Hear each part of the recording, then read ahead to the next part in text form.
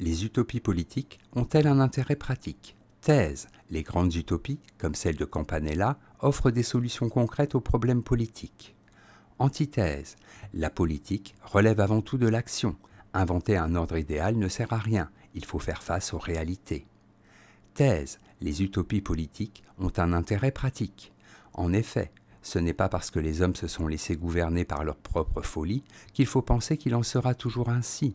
Désordre, violence, injustice ne sont pas des fatalités. Une cité peut être harmonieuse. Premier argument, il ne faut pas rejeter toutes les utopies. Campanella fait partie de ces esprits libres qui ne voient pas pourquoi l'homme serait assujetti à un quelconque ordre culturel ou social immuable. Rédigeant la Cité du Soleil, laquelle se situe sur une île inconnue des mers de la Sonde, il pense tout d'abord à améliorer le sort de l'homme. Rien d'utopique dans cette démarche, sinon qu'elle dérange ceux qui ont tout intérêt à ce que les choses demeurent telles qu'elles ont toujours été. Deuxième argument, une utopie est un modèle théorique. Une utopie politique est une théorie qui doit être confrontée à l'expérience. Il ne s'agit pas de l'appliquer au pied de la lettre. Les idées qu'elle propose doivent être testées. Campanella, par exemple, défend la communauté des biens, communisme, afin d'éviter les injustices. Utopique en son temps, l'idée s'est réalisée avec la révolution soviétique. Troisième argument, la tradition s'oppose souvent au progrès.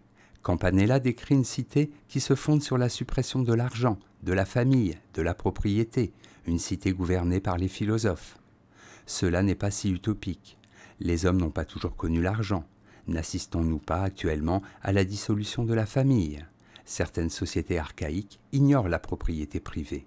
La tradition nous fait souvent oublier que rien n'est éternel. En bref, bien souvent, ce qui est considéré comme utopique à une époque devient la réalité à une autre. Il n'est pas utopique de vouloir la paix et la fraternité. Antithèse, les utopies politiques sont irréalisables. En effet, l'homme n'est pas maître de sa propre histoire. La politique est l'art de gouverner en répondant à des problèmes qui se posent ici et maintenant. Il ne sert à rien de rêver à une cité idéale. Premier argument. En politique, la pratique prime sur la théorie. Les hommes, s'ils font bien leur propre histoire, n'en sont pas les maîtres. Ils agissent en fonction des circonstances et de leur nature. Chaque fois qu'on a essayé de plier la nature à l'utopie, on a abouti à l'échec. Au Cambodge, le régime révolutionnaire des Khmers rouges a voulu changer la nature humaine. Cela s'est terminé par un génocide. Deuxième argument, l'essence de la politique est l'efficacité. Machiavel pense que la force et la ruse sont les moyens de la politique pour parvenir à ses fins, c'est-à-dire conquérir le pouvoir et le conserver en vue de garantir paix et sécurité. L'efficacité prime toujours les idées. Les rêveries n'ont pas de place en politique. Le philosophe qui conçoit une utopie n'intéresse pas le gouvernant. Ce dernier, confronté à l'urgence, doit avant tout agir.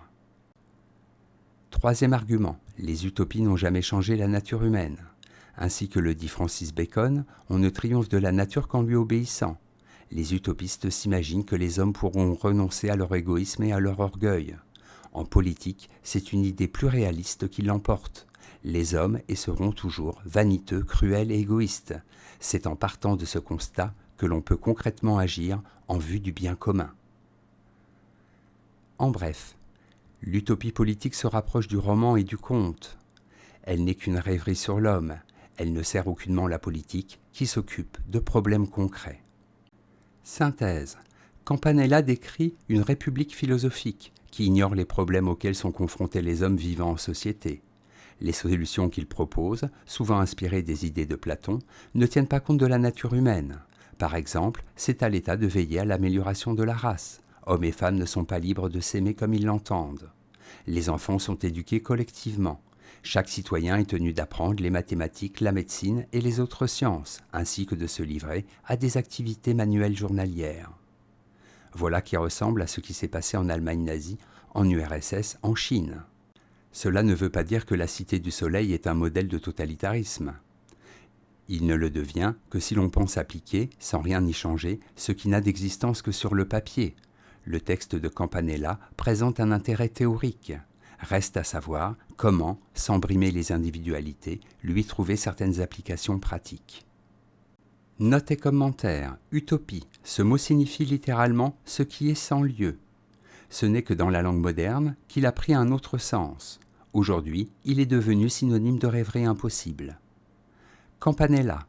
Moine dominicain italien, 1568-1639.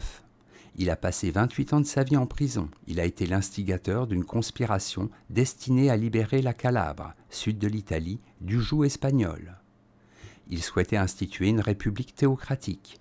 L'échec de cette entreprise lui valut son emprisonnement. Citation. Ils reconnaissent, les habitants de la Cité du Soleil, qu'il circule de par le monde une bien grande corruption, que c'est la folie et non la raison qui conduit les hommes. Campanella, la Cité du Soleil.